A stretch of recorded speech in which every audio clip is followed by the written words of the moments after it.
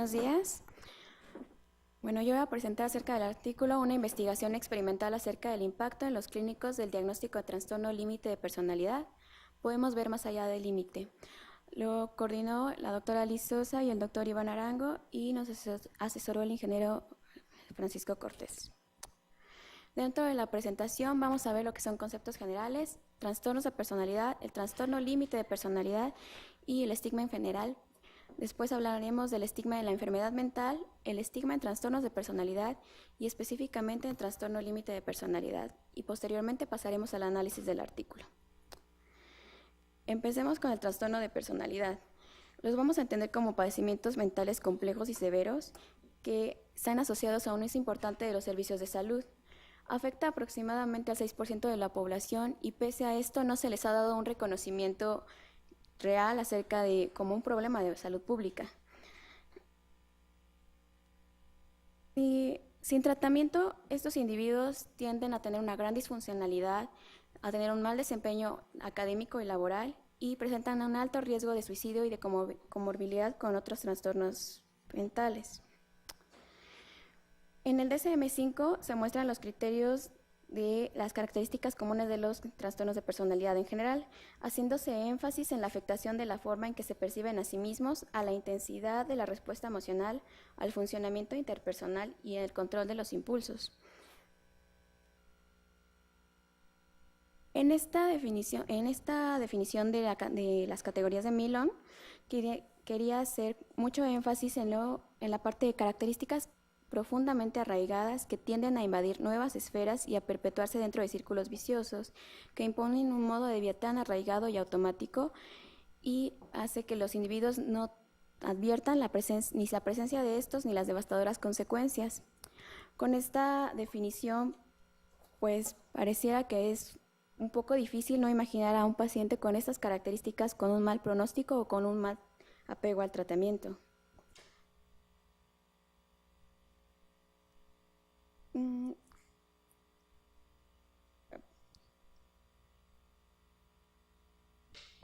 Se ha descrito a las personas con trastornos de la personalidad como personas con conductas rígidas y desadaptativas, contrariamente a las personas que no tienen este problema, que tienen mucho más flexibilidad y mucho más tendencia al análisis. En este caso, las personas con trastorno de personalidad tienden a crear círculos viciosos que perpetúan las dificultades y los comportamientos negativos. En este sentido, los comportamientos dependientes, agresivos, exigentes o que se pueden percibir como manipuladores en estos pacientes pueden causar una impresión a los clínicos que llegan a sentirse desamparados, frustrados, irritados o enojados en contra de estos pacientes. Y los trastornos de personalidad del clúster B son los que tienden un poquito más a este tipo de situaciones. En este sentido, quiero enfocarme al trastorno límite de personalidad. Los criterios del DSM son ampliamente conocidos, los repetimos constantemente dentro de nuestra práctica médica y, bueno, aunque pese a que el diagnóstico debe de ser clínico, normalmente no tenemos la paciencia de poder corroborar el diagnóstico mediante una entrevista semiestructurada para realmente decir que no nos sesgamos un poco con la impresión que nos dan estos pacientes.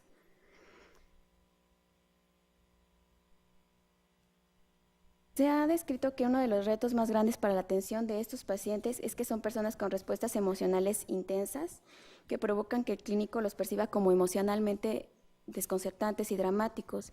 Aunado a esto, algunas presentaciones clínicas complican más todavía el tratamiento, ya sea por las conductas disociativas, el comportamiento de acecho, las reacciones de furia incontenible, las conductas autolesivas y los intentos suicidas frecuentes. Debido al reto que representa el tratamiento de estos diagnósticos, se ha investigado acerca del impacto que tiene sobre los diagnósticos del eje 1. En general, aunque existen bastantes estudios acerca de esto, la evidencia llega a ser bastante controversial.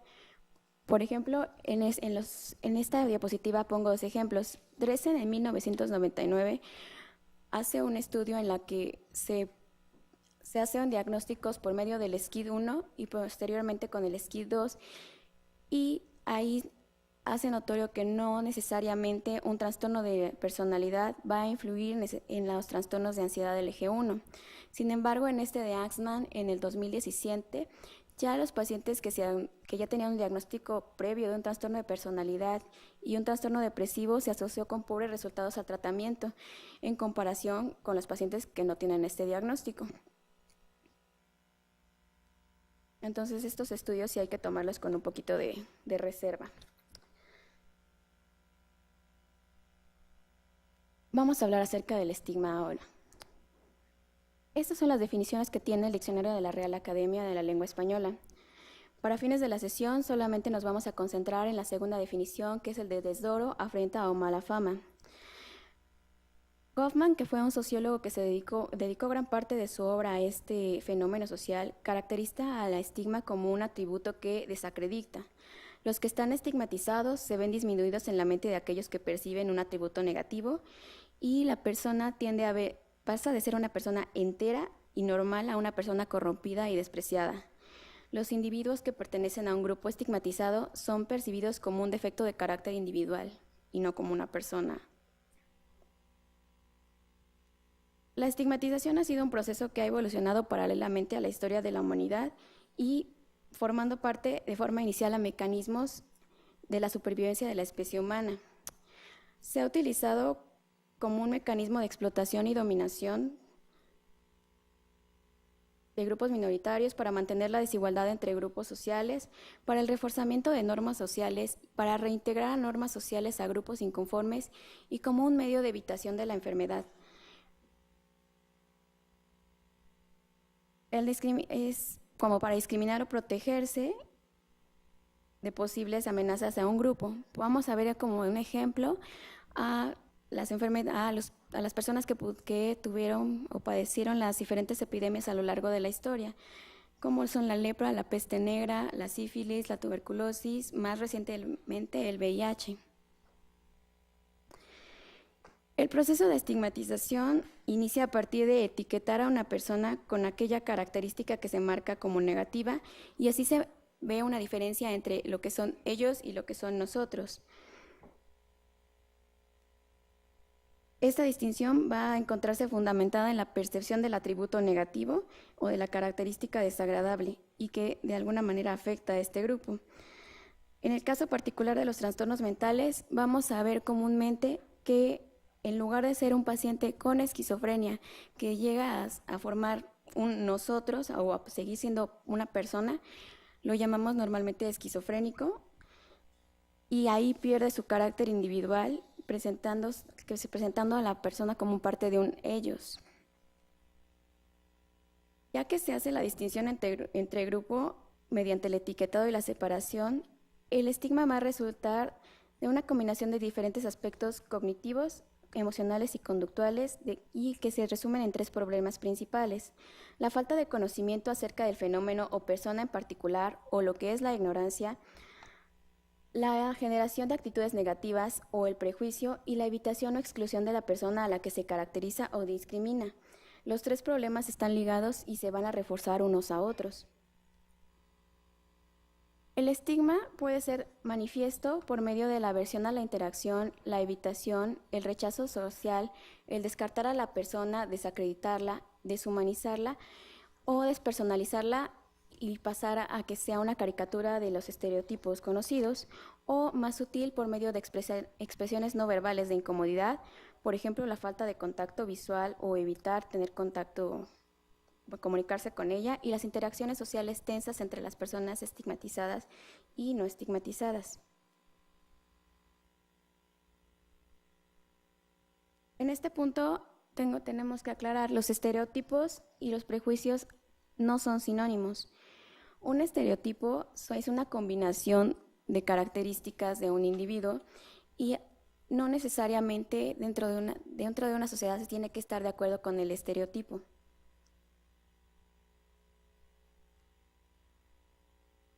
Mientras tanto, lo que es el prejuicio ya son características negativas y actitudes negativas acerca de las personas. Vamos a poner el ejemplo de distinción entre etnias. No es lo mismo pensar a las personas latinas o afroamericanas de cierta manera a, por ejemplo, actitudes que se han generado como evitar darles servicios, evitar rentar, por ejemplo, a las personas o darles algún tipo de ayuda. Vamos a hablar acerca de los trastornos mentales. Es del dominio general el papel que han jugado los medios masivos de comunicación en la consolidación del estigma externalizado en los pacientes de psiquiatría. La imagen que estos han dejado en el público es que son pacientes peligrosos y son, ¿cómo se dice? Perdón.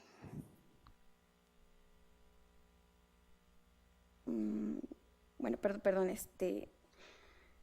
en general son bastante peligrosos y hace que le visualicen a las personas como agresivo, como peligroso y tienden a tener mayor conductas de evitación precisamente por lo mismo. Hay consecuencias de este tipo de situaciones. Las personas que padecen un trastorno mental sufren de un profundo malestar,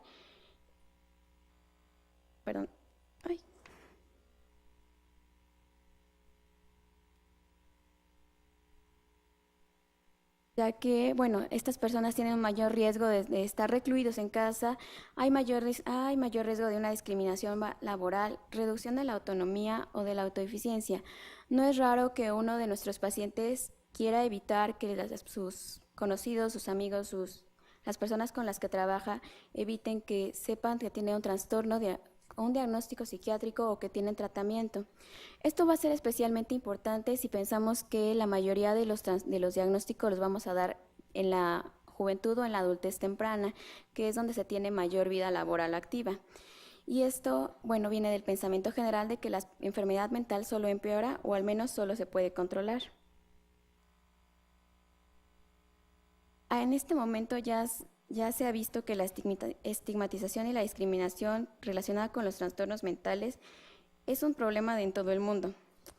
Se esperaba que el hecho de dar a conocer a la enfermedad mental como una enfermedad cerebral real haría que el estigma se redujera y en lugar de culpar a las personas por un trastorno mental, se viera como algo que está fuera de su control.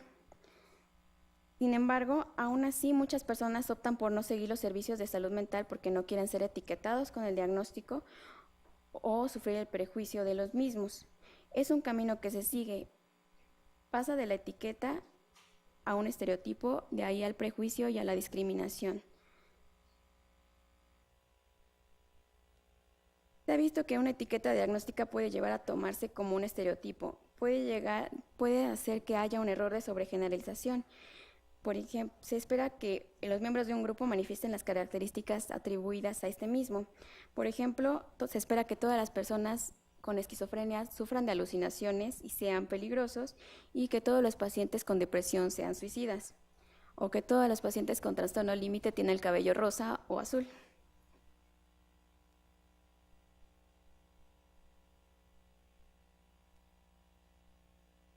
Pese a que se ha intentado que los criterios diagnósticos no sean solamente la descripción de los pacientes, no se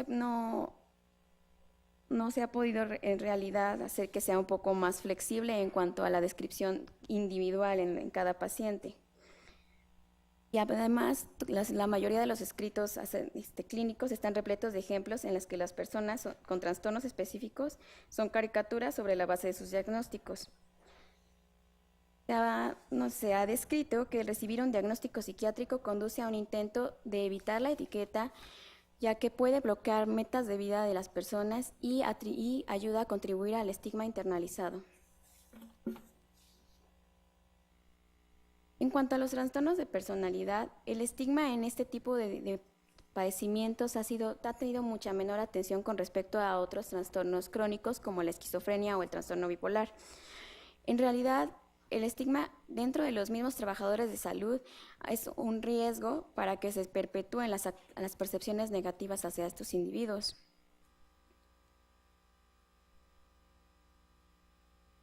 En los estudios que se han realizado acerca de los pacientes con trastornos de personalidad, se ha visto que el personal de salud tiende a sentirse incómodo o reacio a trabajar con estos individuos porque se perciben como peligrosos e insensibles. En general, las actitudes hacia ellos son más negativas y menos optimistas respecto al tratamiento. Bueno, y en realidad se ha estudiado poco acerca de las percepciones y reacciones de los clínicos de salud mental hacia los pacientes con TLP. Hay que llamar la atención que las enfermeras especialistas en psiquiatría son el grupo que más se ha estudiado acerca de esto, seguido por muestras de clínicos mixtas y al último por psicólogos, pero en realidad no hay estudios acerca de la percepción de los psiquiatras acerca de este tipo de diagnósticos. En este estudio, basado en unas encuestas de la OMS para psicólogos y psiquiatras acerca de los diagnósticos problemáticos, ausentes y estigmatizantes en la CIE-10 y en el DSM-4, y de la necesidad de una clasificación más general. Estos son los diagnósticos que se reconocieron como con mayor estigma. Bueno, obviamente el primero de estos es la esquizofrenia, pero quiero resaltar la parte de los trastornos de personalidad en general y el trastorno límite de personalidad, en el que ambos aparecen como que no hay esperanza para este tipo de pacientes. Con pocas excepciones, la mayoría de los investigadores han encontrado que los participantes de los estudios albergan bastantes emociones negativas hacia los pacientes con trastornos límite. De hecho, las emociones que más generan o que más se han registrado es de incomodidad, de ansiedad, la sensación de ser desafiados, frustración ante la cronicidad del tratamiento y las continuas recaídas, la percepción de ser manipulados y apatía incluso hacia ellos, ya que se perciben a estos pacientes como peligrosos, implacables, difíciles de cuidar, consumidores de tiempo, con pobres habilidades de afrontamiento y con actings frecuentes. Pasemos al análisis del artículo. El artículo fue publicado en 2015 en el Journal de Behavioral and Cognitive Psychotherapy, que tiene un factor de impacto de 1.697. Estos autores han tenido bastante trabajo acerca del estigma en salud mental. Se trata de una investigación experimental con 3 grupos y 2 medidas repetidas, aleatorio y doble ciego. El objetivo del estudio era determinar el efecto de una etiqueta que era de TLP sobre la percepción y el juicio de los clínicos en la evaluación de un paciente. La hipótesis era que el diagnóstico de TLP afectaría negativamente las percepciones y los juicios de los clínicos de un paciente que está siendo evaluado por un trastorno de pánico.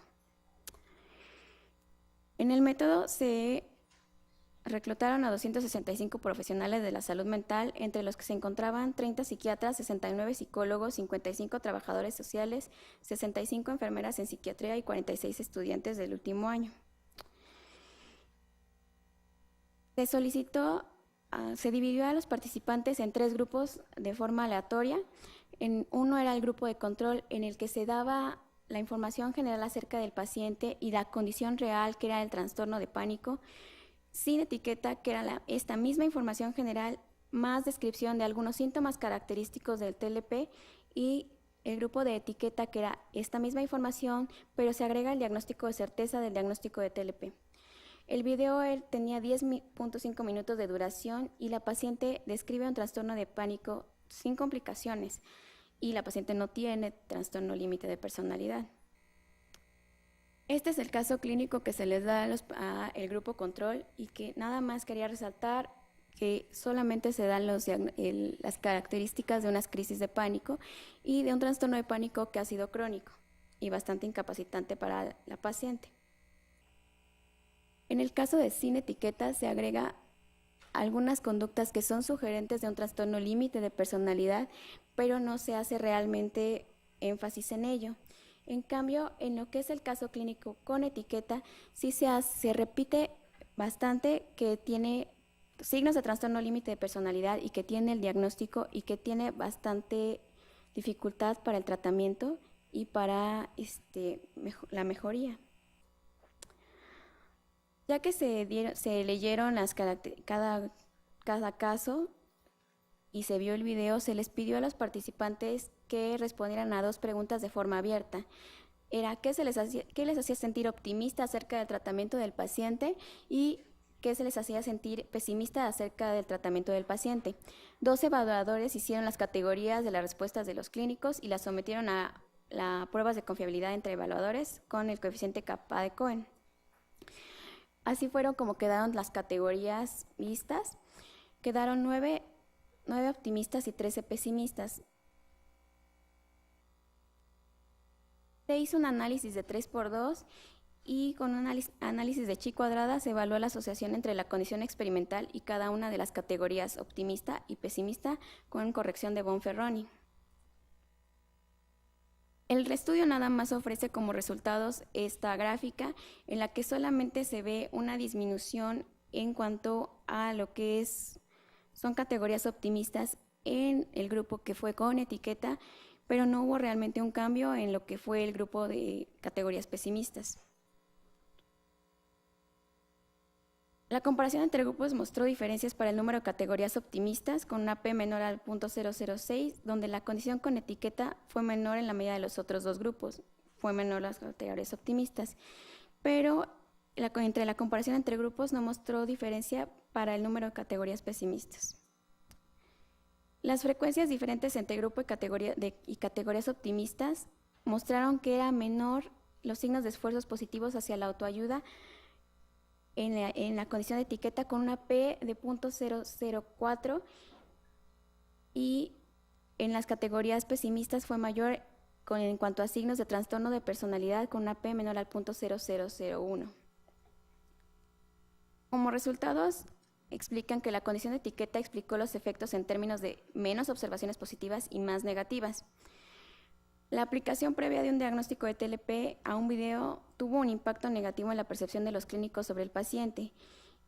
En el grupo en el que nada más se describió conductualmente el trastorno, pero sin el uso de la etiqueta, en realidad no fue afectado de esta manera. Y el impacto general fue que los médicos identificaron menores factores positivos en el video, pero no aumentó las categorías negativas en general. Como conclusiones del estudio, dice que se debe ejercer un gran cuidado en el uso exacto de un trastorno límite de personalidad como una etiqueta de diagnóstico. En realidad, aunque se ha visto que las etiquetas diagnósticas tienen una clara utilidad para los médicos, también debemos considerar la exactitud y la utilidad de las etiquetas y las consecuencias negativas que puede tener para el paciente. Y no solo para ellos, sino para también las percepciones de los clínicos, ya que es probable que impacte en las actitudes hacia el paciente, hacia el enfoque terapéutico que vamos a tener y hacia las expectativas del éxito del tratamiento. Por lo tanto, debemos ser conscientes del impacto de las etiquetas de diagnóstico sobre nuestras propias percepciones y los juicios de los pacientes. Y como trabajadores de salud mental, debemos esforzarnos por reducir el estigma, los estereotipos y la discriminación asociados con las etiquetas, con el fin de mejorar los resultados para las personas con dificultades en salud mental. Si nosotros no hacemos esto, por supuesto que no vamos a ayudar a que por fuera puedan verlo de una manera diferente. El estudio tiene bastantes limitaciones, pero entre el análisis de resultados sí hay que aclarar que no ofrecen resultados específicos, al menos entre las respuestas que deberían tener entre los mismos clínicos, entre el personal de salud mental, y pues el análisis de resultado en realidad son bastante escuetos y la explicación llega a ser bastante confusa. Y bueno, eso sería todo. Los dejo con esta frase acerca del estigma en salud mental.